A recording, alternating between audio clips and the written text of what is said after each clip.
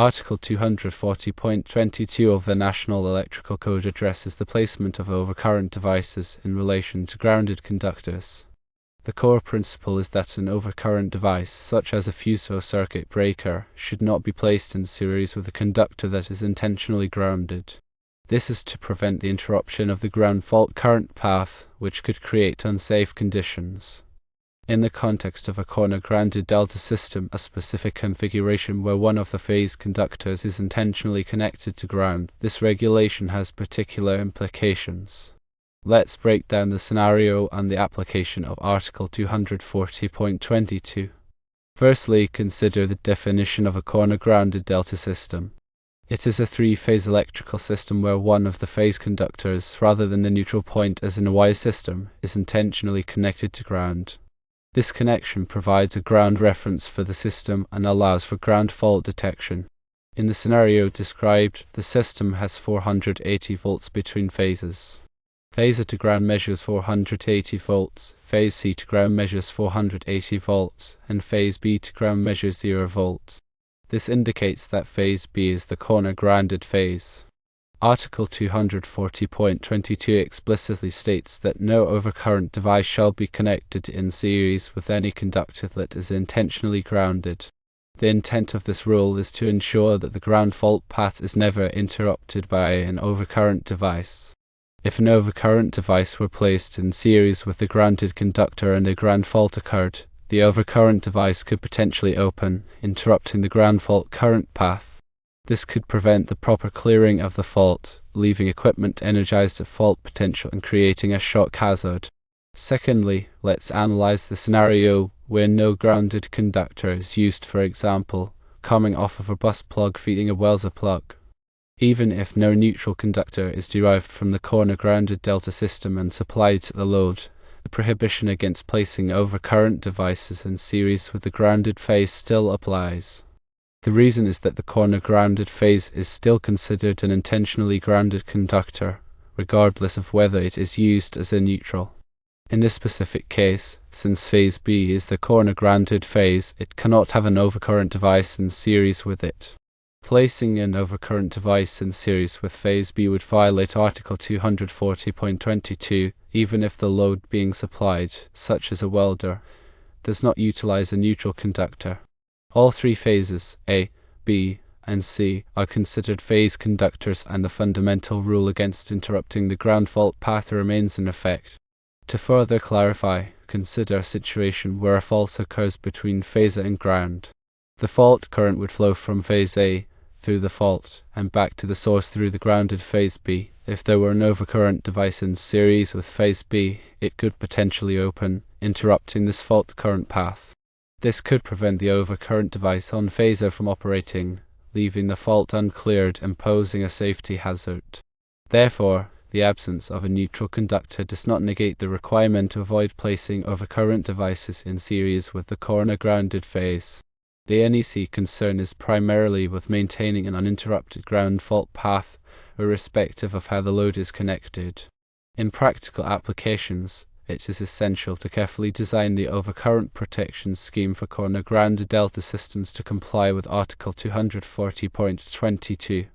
This typically involves placing overcurrent devices only in the ungrounded phase conductors, ensuring that the grounded phase remains uninterrupted.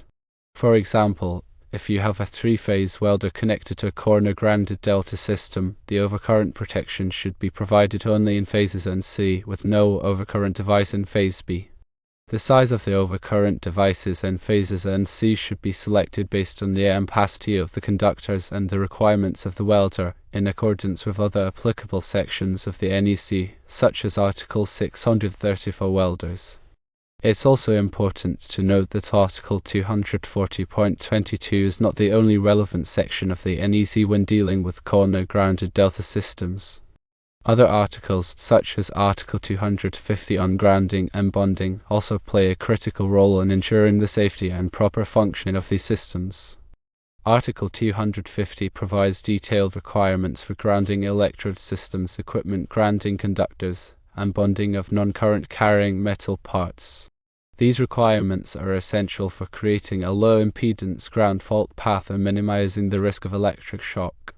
When installing or modifying a corner-grounded delta system, it is crucial to consult the latest edition of the NEC and to follow all applicable requirements. It is also recommended to consult with the qualified electrical engineer or inspector to ensure that the installation meets all safety standards and complies with local codes.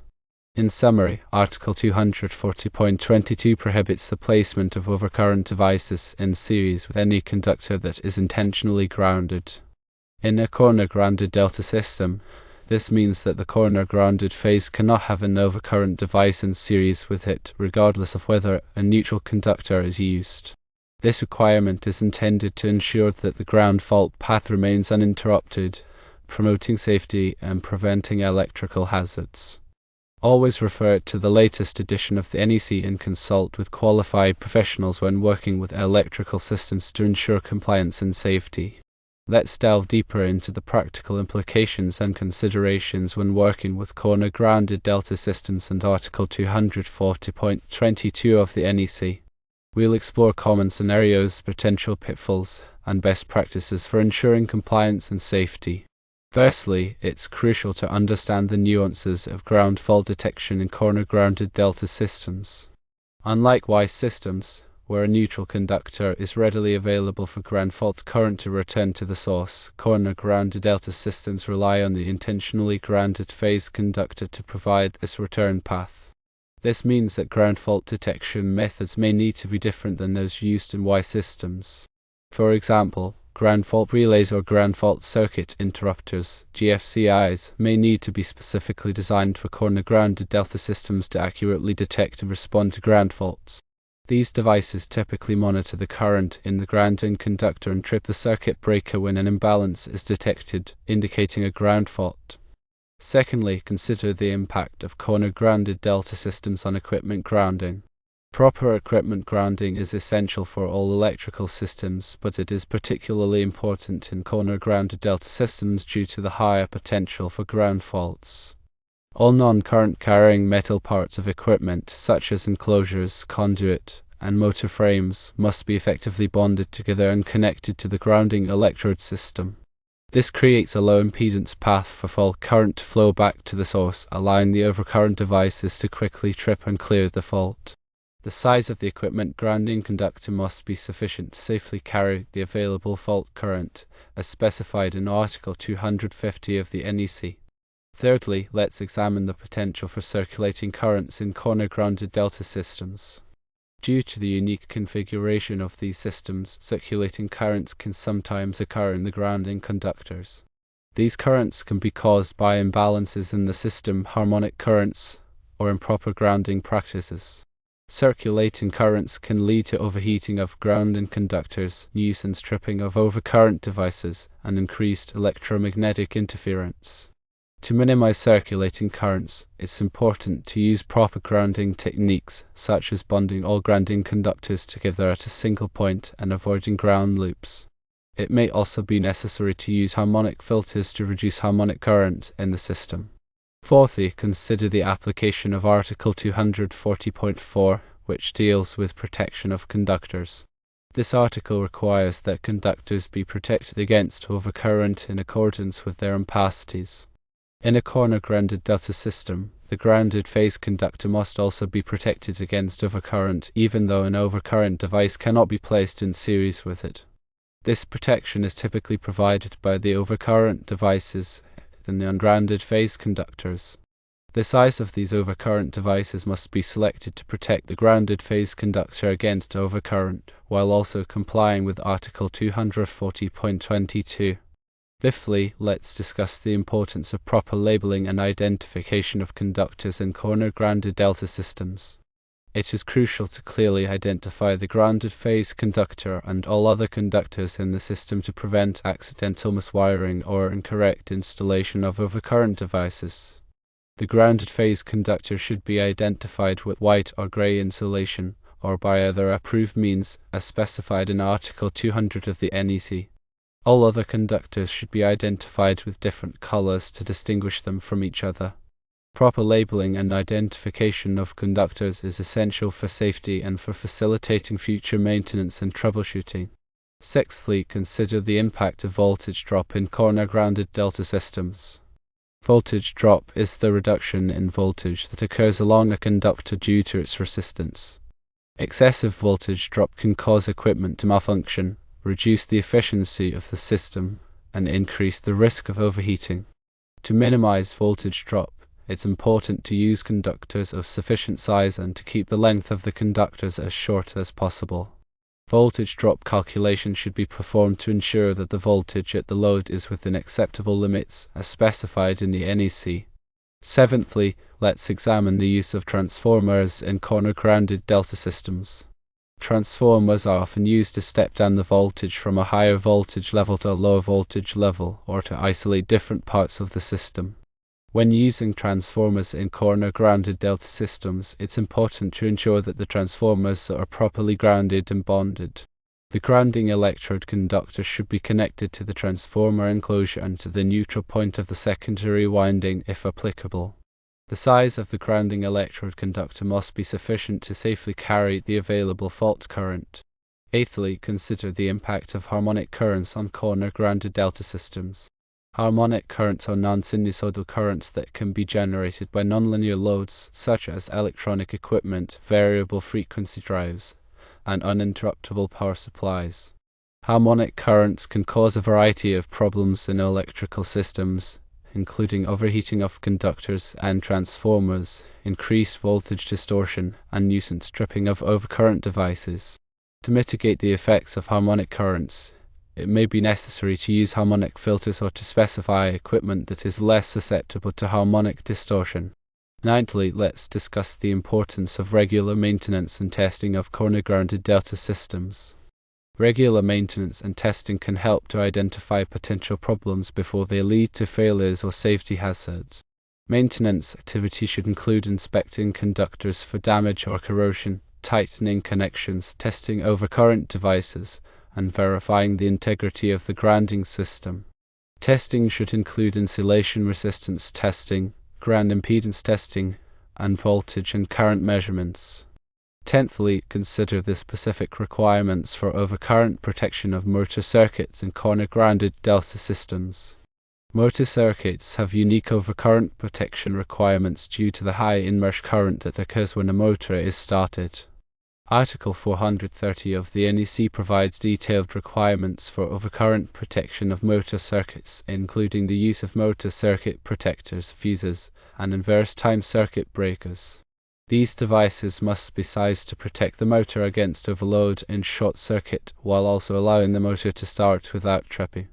In conclusion, working with corner-grounded delta systems requires a thorough understanding of the NEC and best practices for grounding, bonding, and overcurrent protection. By following these guidelines, you can ensure the safety and reliability of these systems and prevent electrical hazards. Always consult with qualified professionals and refer to the latest edition of the NEC when working with electrical systems. Also consider 1. Proper coordination between multiple overcurrent devices in a system is critical to ensure that only the overcurrent device closest to the fault opens, minimizing the impact of the fault on the rest of the system. Coordination studies should be performed to determine the appropriate settings for each overcurrent device in the system.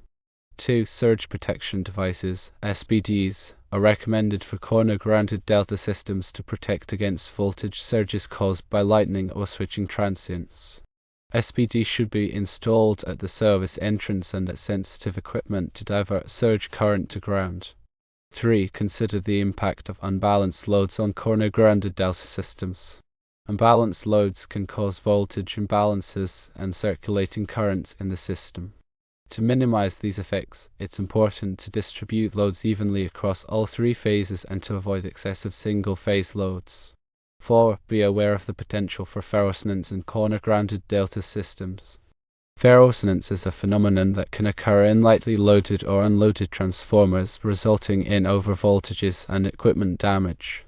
To prevent ferrosonance, it's important to ensure that transformers are properly loaded and that appropriate damping resistors are installed. 5. Follow the manufacturer's instructions for installation, operation, and maintenance of all equipment used in corner-grounded delta systems. The manufacturer's instructions provide valuable information on proper grounding, bonding, and overcurrent protection. 6. Document all aspects of the corner-grounded delta system, including wiring diagrams, grounding details, overcurrent protection settings, and maintenance records. This documentation will be helpful for future troubleshooting and maintenance. 7. Provide training to personnel who work on or maintain corner-grounded delta systems. Training should cover the specific hazards associated with these systems and the proper procedures for safe operation and maintenance. 8. Consider the use of isolated ground receptacles for sensitive electronic equipment in corner-grounded delta systems. Isolated ground receptacles provide a separate grounding path for the equipment, minimizing the risk of noise and interference.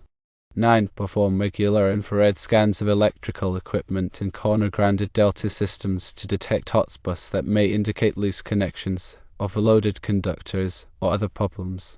10. Always de-energize electrical equipment before working on it, unless it is absolutely necessary to work on energized equipment. Use appropriate personal protective equipment (PPE), such as gloves, eye protection, and arc flash suits when working on energized equipment.